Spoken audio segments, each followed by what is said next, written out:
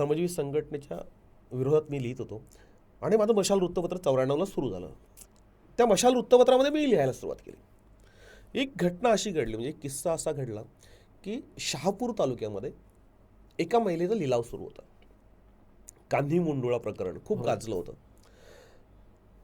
टाकी पठार परिसरामध्ये आम्ही किन्हवलीपासून चालत जाऊन एक आर्टिकल मी लोकप्रभामध्ये लिहिलं होतं. म्हणजे लोकप्रभा हे वृत्तपत्र त्या साप्ताहिक हे खूप फेमस होतं. त्याच्यामध्ये ते प्रकरण आल्यानंतर त्या तालुक्याची किंवा त्या आदिवासी समाजाची मी बदनामी केली की आदिवासी महिलांचा लिलाव केला जातोय. मुंबईपासून हाकेच्या अंतरावर असलेल्या शहापूरमध्ये महिलांचा लिलाव होतोय, ही आंतरराष्ट्रीय स्तरावरची बातमी झाली. आणि त्यावेळेस तिथले जे आमदार होते महादू नागू बरोरा, त्यांच्या माध्यमातून शरद पवारांनी त्यांना विचारलं होतं की हा काय प्रकार आहे. तेव्हा महादू नागू बरोरा यांनी सांगितलं होतं शरद पवारांना की तो पत्रकार काय बरोबर नाही आहे, आपल्या विरोधातला पत्रकार आहे आणि सामनाचा पत्रकार आहे, मशाल वृत्तपत्र चालवतोय आणि तो हे सगळे मांडले चुकीचं आहे. आमच्याकडे काय अशी लिलाव वगैरे काय पद्धत नाही आहे, कोणाचे लिलाव काय होत नाही आहे. शरद पवार हा एकमेव नेता असा होता, त्यावेळेस ते मुख्यमंत्री होते, की कुठलीही गोष्ट ते सहनिशा करून म्हणजे खात्री करून ना मग निर्णय घ्यायचे. वाडा तालुक्यामध्ये तेव्हा विजय पाटील सरोसरोळ म्हणून गाव आहे, तिथे त्यांचे एक सहकारी होते विजय पाटील. त्यांना सांगितलं की तुमच्याकडे एक पत्रकार त्यांनी असं असं लिहिलंय, भेट होईल का. आता ते विजय पाटील यांनी मला सांगितलं, आम्ही त्यांना भेटायला गेलो. त्या दरम्यान बराचसा काळ निघून गेला होता आणि माझ्या विरोधात जवळपास त्यावेळेस काँग्रेस राष्ट्रवादी मी तेव्हा तेच पक्ष होते, शिवसेना वगैरे हे नंतर फार्मामध्ये आले, त्यांनी मला घेरलं होतं जवळजवळ की आदिवासींची बदनामी केली, मग याच्यावर विरोधात जा हे कर. आणि त्याच वेळेस विवेक भाऊनी, म्हणजे आता विवेक पंडितांच्या विरोधात मी लिहितोय, विवेक पंडितांच्या विरोधात मी सगळ्यात जास्त पद्धतीने आक्रमक पद्धतीने ते कसे आदिवासींसाठी वाईट आहेत, कसे शेतकऱ्यांसाठी वाईट आहेत याची मी मांडणी करतोय. आणि त्यावेळेस कान्ही मुंडुळा प्रकरण अत्यंत प्रभावीपणे हे श्रमजीवी संघटनेने उचललं. म्हणजे श्रमजीवी संघटनेने ते प्रकरण एवढ्या मोठ्या प्रमाणात उचललं की तिथल्या लोकांना जे लिलाव करत होते त्यांना शिक्षा झाली, त्यांच्यावर गुन्हे दाखल झाले आणि ते प्रकरण कसं खरं आहे हे श्रमजीवी संघटनेने पटवून दिलं. पत्रकारितेमध्ये मर्यादा असतात. आम्ही बातमी लिहितोय, बातमी लिहिल्यानंतर पुढची जबाबदारी आमची नसते, त्या पुढच्या मर्यादा आमच्यावर येतात. ते कसं काय खरं करायचं, काय होतं. मी सांगितलं त्यांचा लिलाव झाला, ती बाई सांगते माझा लिलाव नाही झाला. करणारे होते ते सांगतात असं काही घडलेलंच नाही आहे. आणि त्यावेळेस श्रमजीवी संघटनेने अगदी पुराव्याशी पटवून दिलं होतं की हा लिलाव झालेला आहे, अशा पद्धतीची ही प्रथा आहे. आणि मी जेव्हा शरद पवारांना भेटायला गेलो तोपर्यंत श्रमजीवींनी त्याच्यावर मोठं आंदोलन छेडलं होतं, गुन्हे दाखल झाले होते. आणि मी जेव्हा शरद पवारांच्या समोर गेलो, आता मी छोटा मुलगा म्हणजे लहान होतो, 24-25 वर्ष वय, त्यांनी जवळ घेतलं आणि पाठीवर थाप दिली. त्यावेळेस हे महादू नागो बरोबरही होते, राष्ट्रवादी काँग्रेसचे तेव्हा काँग्रेसचे जे कार्यकर्ते होते तेही सगळी मंडळी तिथे होती.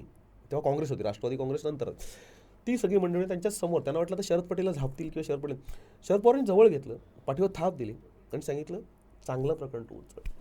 तोपर्यंत मला कळलं नव्हतं मी काय केलंय. त्यांच्यापुढे जो अहवाल होता तो श्रमजीवी संघटनेचा होता की श्रमजीवी संघटनेने असं असं आंदोलन केलेलं आहे आणि श्रमजीवी संघटनेने हे पुराव्यासही केले. आणि विवेक पंडित आणि विद्युलता पंडित आणि हा प्रश्न आंतरराष्ट्रीय पातळीवर नेलेला आहे. म्हणजे लोकप्रभामध्ये मी लिहिलेला लेख, माझ्या मशालमध्ये लिहिलेला लेख आणि त्याच्यानंतर श्रमजीवीने केलेलं आंदोलन आणि तो प्रश्न धडास लावला. मी ज्यावेळेस बाहेर निघलो आणि लक्षात आलं अरे सर श्रमजीवी संघटनेने हे सगळं उचललंय, म्हणजे ते माझ्या बाजूने उभे राहिलेले आहेत आणि मी आत्तापर्यंत श्रमजीवी संघटनेच्या विरोधात आहे. नक्की विवेक पंडित हा कोण व्यक्ती आहे. म्हणजे आपण जेव्हा एखाद्याच्या जवळ जातो तेव्हा कळतं, बाहेरून खूप आपल्याला माहीत असतं हा असा आहे तो, त्या लोकांचे सांगे वांगे सगळं असतं. आणि म्हणून विवेक पंडित कोण किंवा श्रमजीवी संघटना काय याचा शोध सुरू केला. त्या एका कान्ही मुंडुळा प्रकरणानंतर अशी प्रकरणं घडत गेली की विवेक पंडित ज्या ज्या प्रश्नांवर लढलेत, म्हणजे भाई ठाकूर यांच्या विरुद्ध कोणाची बोलायची हिंमत नाही. आणि त्यावेळेस भाई ठाकूर, हितेंद्र ठाकूर यांच्या विरोधात खुलं आंदोलन हे करतायत अगदी निर्भीडपणे. अनेक प्रकरणं शोधली. म्हणजे विवेक पंडित आमच्या डोळ्यासमोर म्हणजे चित्र तयार होतं का हा एक सायकलवर आला, हा ब्राह्मण आहे आणि आज सगळ्यांना वेठीस धरतोय, तर हा जर माजला किंवा हा जर मोठा झाला तर शेतकऱ्यांना वाईट दिवस येतील. आणि त्याच्यानंतर जेव्हा मी विवेक पंडित, मी त्यावर भेटलो होतो, अभ्यास सुरू केला. विवेक पंडित काय आहे, श्रमजीवी संघटना काय, ही चळवळ नेमकी काय, हे अभ्यासाला सुरुवात केलं तेव्हा लक्षात आलं हे सगळं वेगळं आहे, हे आपल्याला हवं आहे, ही आपली गरज आहे. म्हणजे आपण पत्रकारितेला सुरुवात का केली, तर अन्याय, अत्याचार, भ्रष्टाचार याच्याविरुद्ध लढायचं आहे, आपलं चित्र बदलायचं आहे. त्यावेळेस गोदूताई परुळेकर यांचं नाव खूप मोठं होतं कम्युनिस्ट चळवळीचं. ती चळवळ आम्ही अभ्यासलेली होती, पण ती चळवळ काही टिकली नाही. त्याच्यानंतर म्हणजे आत्ताचीच परिस्थिती अशी आहे की गोदूताई परुळेकर नाव हे लोकांना माहीत नाही आहे, पण त्यावेळेस गोदूताई परुळेकर नाव हे खूप मोठं म्हणजे आदिवासींमध्ये जनजागृती करणार ते नाव खूप मोठं होतं. आणि त्याच्यानंतर म्हणजे अनेक संघटना आल्या गेल्या, पण ही अशी एक संघटना आपल्याला हवी आहे जे आपल्याला करता येत नाही, जे मी करू शकत नाही ते ही संघटना करू शकते. त्यांची ध्येय धोरणं किंवा त्यांचे जे विचार हे आपल्याला जे अपेक्षित आहे की ज्याच्यासाठी आपण हा 8 तास चालवला आहे, ज्याच्यासाठी आपण ही पत्रकारिता करतोय, तेच नेमकं हे करतायत. म्हणजे कागदावरची जी लढाई आहे ती तुम्हाला रस्त्यावर उतरून लढायची असेल तर प्रश्न सुटतात, आणि मग रस्त्यावर उतरणं आपल्याला शक्य नाही आहे. एवढ्या मोठ्या प्रमाणावर लोक अंगावर घेणं शक्य नाही आहे, आणि ते विवेक पंडित घेऊ शकतात. त्याच्यानंतर माझी आणि विवेक भाऊंची भेट झाली, आणि आश्चर्याची गोष्ट अशी आहे की ज्यांच्या विरोधात मी लिहिलं आहे, ज्यांच्या विरोधात सातत्याने म्हणजे आदिवासींचा क्रूर कर्म ही टॅगलाईन देऊन अग्रलेखाच्या पानावर मी एवढ्या मोठ्या प्रमाणात सामनामध्ये लिहिलं आहे, आणि त्याच्यानंतर सातत्याने विवेक पंडित यांना परदेशातून फंड कसे येतात, त्यांची संघटना परदेशातील नागरिक कसे चालवतात, इथपर्यंत सगळं मी ते लिखाण केलं होतं. आणि त्यांच्यासमोर जाऊन बसायचं, त्यांच्याशी बोलायचं. म्हणजे काही माणसं ही मोठी का असतात, की ती मोठी का होतात. म्हणजे विवेक पंडित हे नाव आज खूप मोठ्या स्तरावर, पण ते गुण तेव्हा त्यांच्यामध्ये होते. त्यांनी मी जे त्यांच्याविरुद्ध लिहिलं आहे त्याचा कुठलाही उल्लेख, त्याचा कुठलाही साधा शब्दही उच्चारला नाही. आम्ही आदिवासींच्या प्रश्नांवर, आम्ही मजुरांच्या प्रश्नांवर, विशेषतः शेतकऱ्यांच्या प्रश्नांवर, म्हणजे मला अपेक्षित शेतकऱ्यांचे प्रश्न होते, मी शेतकरी कुटुंबातला आहे, त्या प्रश्नांवर त्यांनी माझ्याशी चर्चा केली. आणि मग आम्ही गुंतत गेलो, जवळ येत गेलो. म्हणजे आजची परिस्थिती तुम्हाला सांगतो की एकेकाळचा मी विवेक पंडित यांचा प्रखर विरोधक, आज विवेक पंडित यांचा मी खूप मोठा चाहता आहे. विवेक पंडितांनी जे केलेलं आहे ते कोणीही करू शकणार नाही, आणि आम्हाला एक विवेक पंडित नको, आम्हाला असे 100 विवेक पंडित हवेत असं मी वारंवार सांगतोय. कारण त्या पातळीवरची संघटना उभी करणं किंवा लोकांना कुठलाही स्वार्थ मनामध्ये न ठेवता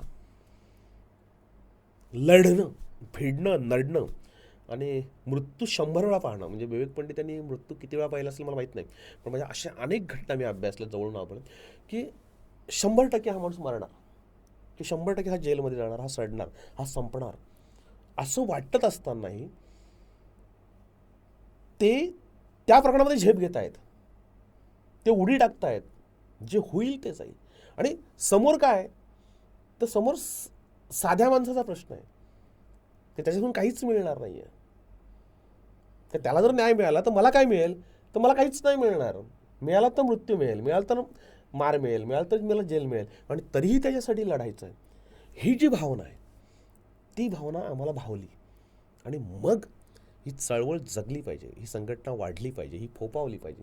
आणि त्यासाठी आपल्याला काय करता येईल, तर आपल्याला जे करता येईल ते त्यांच्यासाठी केलं पाहिजे. म्हणजे विरोध करण्यापेक्षा त्यांच्याबरोबर राहून आपल्याला जे काही मांडता येईल, जे काही सांगता येईल ते करावं. यासाठी आम्ही श्रमजीवी संघटनेशी मी जोडलं गेलो. म्हणजे गांधी मंडळ प्रकरणानंतर म्हणजे 1995 नंतर मी विवेक भाऊंच्या संपर्कात आलो, आणि विवेक भाऊंचा बऱ्यापैकी मित्र झालो. म्हणजे मी संघटनेला काय दिले ते मला नाही माहिती, पण संघटनेला मला प्रचंड दिलं आहे. म्हणजे माणसं, आपल्या जवळची माणसं मोठी कशी करावीत, किंवा आपल्यावर प्रेम करणाऱ्या माणसाला आपण मोठं कसं करावं, हे विवेक पंडित त्यांच्याकडून शिकण्यासारखं आहे. मला त्यांनी एवढं मोठं करून ठेवलं, म्हणजे माझी अगदी पात्रता नसताना मला संघटनेच्या मोठमोठ्या कार्यक्रमांमध्ये, म्हणजे समोर हजारोंचा जनसमुदाय आहे, म्हणजे गणेशपुरीचा आपला मेळावा, हो.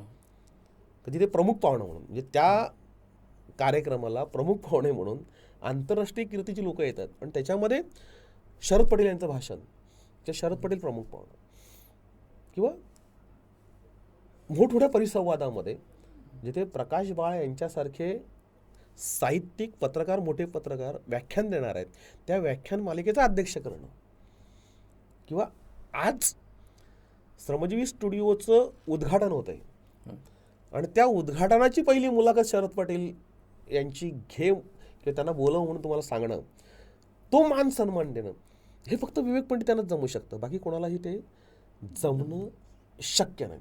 त्यामुळे विवेक पंडित यांच्या गुणांचे अनेक पैलू आहेत. आता मी विवेक पंडित यांच्यावर माझं प्रचंड प्रेम आहे, तरी मी विवेक पंडितच बोलतो, मी भाऊ बोलत नाही किंवा साहेब बोलत नाही. याला कारण असं, विवेक पंडित हा ब्रँड आहे आणि हा ब्रँड टिकला पाहिजे. विवेक पंडित हे नाव पुढची 1000 वर्ष टिकलं पाहिजे, राहिलं पाहिजे. त्यांना आम्ही वेगवेगळी नावं देऊन, वेगवेगळ्या गोष्टी करून त्याच्यामध्ये बांधून ठेवणं ते चुकीचं होईल. म्हणजे आम्ही टाटाला टाटाच सांगणं, टाटा किती मोठे तो म्हणेल, पण टाटा हा ब्रँड आहे. बरोबर. तसं विवेक पंडित हा ब्रँड आहे. ब्रँड आहे. तो ब्रँड टिकला पाहिजे, तो ब्रँड वाढला पाहिजे, तो फोपावला पाहिजे, जी गोष्ट मला करता येत नाही. मी त्यामध्ये माझा स्वार्थ आहे, म्हणजे श्रमजीवी संघटनेशी जोडलं जाणं किंवा श्रमजीवी संघटनेबरोबर राहणं, याच्यामध्ये माझाही मोठा स्वार्थ आहे की जे मला करता येत नाही ते संघटना करते. म्हणजे अशा अनेक गोष्टी सांगता येतील की संघटनेने आमच्यासाठी, आमच्या समाजासाठी, जो आमचा समाज दुर्लक्षित आहे, उपेक्षित आहे, त्याच समाजासाठी श्रमजीवीने जे लढे दिले ते कोणीही देऊ शकणार नाही. म्हणजे आत्तापर्यंत कोणी दिलेलं नाही, याच्या पुढेही देऊ शकणार नाही. ही जी उभारणी केली, ती उभारणी, ती मांडणी ही अविरतपणे चालू राहावी. आणि म्हणून आम्ही कुठलाही स्वार्थ न ठेवता, म्हणजे तुमच्या माहितीसाठी सांगतो की मी श्रमजीवी संघटनेच्या विरोधात जेवढं लिखाण केलं त्याच्यापेक्षा जास्त मी चांगलंही लिखाण केलं. म्हणजे श्रमजीवी संघटनेचं कुठलाच पत्रकार सध्या, म्हणजे आत्ताच्या काळात, पूर्वीच्या काळातलं सोडून द्या, पैसे घेतल्याशिवाय कोणी लिहित नाही. म्हणजे चांगलं बोलायचं झालं तर पैसे दिल्याशिवाय कोणीही लिहित नाही. विवेक पंडित आणि त्यांची श्रमजीवी संघटना आत्तापर्यंत कुठल्याही पत्रकाराला कधीही पैसे देत नाही, दिलेले नाही आहेत. म्हणजे मला अनेकदा आरोप होतात की श्रमजीवी संघटनेवर पानं भरूनच्या भरून लिहित आहेत, श्रमजीवी संघटना खूप काही बोलत आहेत. याचा अर्थ विवेक पंडितांकडनं यांना काही मिळत असेल वगैरे. पण तुम्हाला मी सांगतो, त्यांच्याकडनं मागणं, त्यांनी देणं, त्याच्यापेक्षा इतर गोष्टीच्या माध्यमातून आम्ही जे मिळवतो ते खूप मोठं आहे. म्हणजे पात्रता नसताना किंवा एक विरोधक, म्हणजे मी त्यांचा प्रमुख विरोधक होतो, विवेक पंडित त्यांच्या विरोधात बोलणं तेवढं सोपं नव्हतं त्यावेळेस. खरी गोष्ट आहे. एवढी मोठी संघटना आणि त्याविरुद्ध बोलणं, त्याविरुद्ध लिहिणं हा जोक नव्हता. हे सगळं विसरून त्यांनी जवळ घेणं आणि एका वेगळ्या उंचीवर शरद पटेलला नेऊन ठेवणं, हे फक्त विवेक पंडितांना जमू शकतं. आणि म्हणून आम्ही संघटनेच्या बरोबर आहोत.